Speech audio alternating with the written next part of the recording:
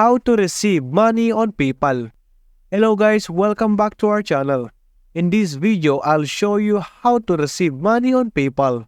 So without further ado, let's get started. Right now, I'm using desktop. You can use your phone if you want to. First, search on browser paypal.com.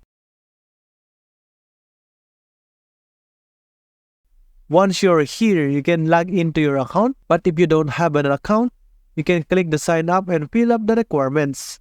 Once you have signed up and log in your account, you will be here in the homepage of PayPal. I just cover my information here.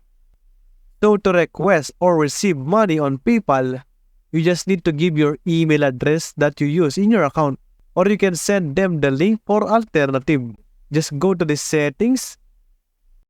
And you can see your link right here. Below your name, copy this and send this to the person you want to receive money. Once they click the link, they will redirect here and they will decide if how much they will send you money. And that's how you can receive and request money on PayPal. I hope the video was really helpful, and if it did help you, make sure to give it a like and subscribe to the channel. If you have any questions, you can comment down below. Thank you very much for watching till the end of this video. See you soon on the next video.